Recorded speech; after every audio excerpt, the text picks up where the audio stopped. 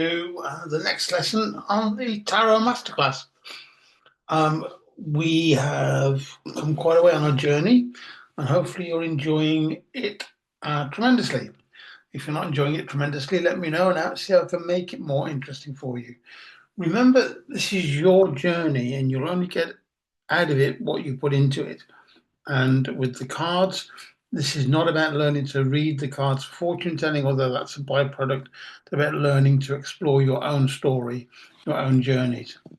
Which brings me now on to this card here, which is there we go, um, the uh, the Chariot. Um, the Chariot is an interesting card. It follows from the Lovers. And in the Lovers, if you know you made a commitment to do something, well, here the Chariot implies that you're going to take action towards that thing.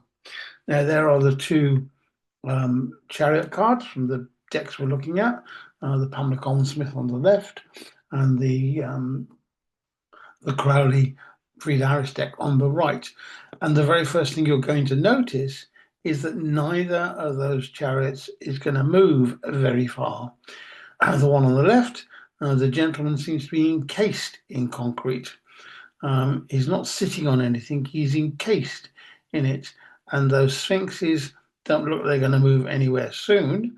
And on the Frida Harris cards, well, the armored figure is sitting balancing what looks like to be a swirling mass of liquid on his lap. And to be quite honest, he doesn't look like he's going to move that far. So, if the previous card was about making a commitment and making a decision to move, you'd think the chariot implied movement. It does, but the question is what kind of movement? Um, there's that idea about acting in according with will. Will isn't an action, a physical outward action. Will is an internal decision to move. Okay, and so we're looking at the chariot here as being the sum, the bringing together of all the essences, all of the things that you need to move. So, as always, I say put your booklet aside until later. The thing that must be most important is that you are going to use your journal. You're going to listen to my pontificating for 5, 10 minutes, and then you're going to go back and you're going to read what's um, in the descriptions, and you're going to start use that to trigger yourself making some notes, drawing some conclusions, making some connections between the various ideas that we are talking about. So there is the Chariot card I already mentioned. There are so many things to notice here, but just as you squint at the card, just look at what you can see. Notice that there is a moat behind the Chariot. Oh yeah, blue water, probably surrounding those two cities, or towns, or towers, or whatever they are. So when you say what are the main colours, we've got a yellow background, we've got a blue canopy with yellow stars on it, and we have grey buildings. And the grey buildings are not particularly aesthetic, are they? I mean, the poor charioteer is encased in a block of concrete. He is on the square. I'll let you think about that for a moment.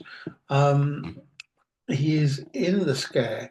He is the architect of the universe being on the perfect carved block, perhaps. Um, and what's the story? Well, he's sitting on a chariot, or more correctly, a throne, or more correctly, encased in concrete. Chariot isn't going anywhere. It implies movement and potential movement. It's like if something magical happened, that they could move that. But it's more to do with movement of the mind, bringing will to bear. There are two towns, there's a moat and there's a crest or an emblem on the rock itself. That crest emblem isn't a cross, it's a Hindu symbol. You can look that up in the notes that go with this. And the Hindu symbol is on the angel's wings, if you like. the blue angel's wings, um, or maybe the wings of Isis, depending on what you want to buy into. And then there's the two sphinxes sitting there looking very self-satisfied because they know a secret. Um, Sometimes that secret is known as the riddle of the sphinxes. Sometimes it is known as the way of the sphinx. Maybe worth doing a bit of research on that. The two towns behind, as I said, they're kind of fortified in some way. Has he come from them? Is he outside the walls? Obviously, that's in the background. So we often say that things in the background are where he's come from. So he has moved past the walls of the physical city, the walls of the confines of the city, and maybe ready to take steps on the green grass ahead of him. You need to start with your initial reactions with this card. Not just the name of the card, but the images within it. Um, as I said, when I first saw these cards of the Chariot, I automatically knew that it isn't going to move. And if it's not going to move, then why is it called a chariot? Okay. We've got the two sphinxes with their beautiful sort of licorice all sorts colours. And we've got a princely character with a crown and crescent moons on his shoulders. He's got a square on his chest, square, rigid, solidity material, and he's got a belt. And on the belt, there seems to be at least one zodiac sign. Is he wearing the belt of the zodiac around his waist? Is it tipped that way because that's the plane of the ecliptic? Mm. There are 8 pleats in the skirt, or 8 sections of the skirt. Are those geomantic symbols on there? Is this a real connection between the as above, so below, bringing will into all of this equation? You need to think about that for yourself. With the Crowley card, equally, the chariot isn't going to move, right? It's carrying this sort of spirally, whirly thing around about the chest, the tummy level, a chakra of some descriptions, if you're into that kind of thing. I don't know. He's fully armored, with some stars on the top part of the armor. Can't see the face. Don't really know if there's a gender. Don't really know whether there's anybody in there. There's a crab on the head, representing Cancer, the zodiac sign of Cancer. We have the two um, red wheels with the red backing wheel. They don't look like they can move. It looks like you move that, it'll fall over.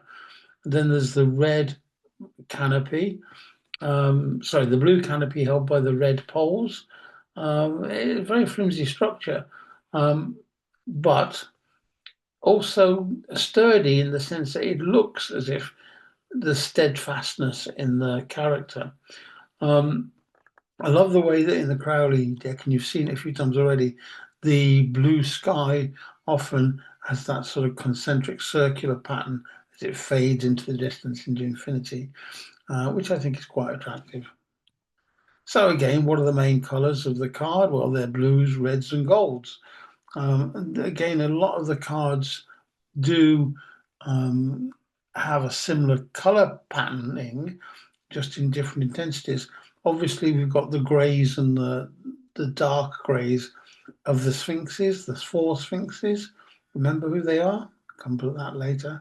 And we've also got some grey earth upon which some brown earth upon which the characters are sitting or resting. What's the story? Well, it's an armored figure, sits upon a throne. There are 4 sphinxes at the face of the throne. Are they going to pull it? Are they just going to guard it? And the figure holds a spinning disc of reds and blues, which could be, and he could be seen as protecting it or guarding whatever that disc is or what is contained within it. I would plot spoiler. Some descriptions of this card in more esoteric texts refer to that as the Holy Blood, therefore the Holy Grail. And that takes you into Dan Brown and all kinds of stuff, but have a think about that. Okay, the Sphinxes, of course, they are the eagle, lion, bull, and man. the four major elements that appear a lot in Crowley cards.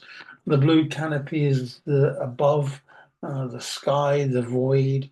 They're not. It's not starry, which is rather unusual for Crowley. It's just blue, a blue drifty canopy. A four-pillar support in the canopy. They're red, red action, red material, and the oversized wheels that probably can't turn, or if they do turn, it wouldn't be a very clear and easy ride. The character, by the way, what can't really see what the character's sitting on. Is he levitating, or is he actually in that meditative pose, sitting on a lump of rock or something behind the sphinxes? We don't know.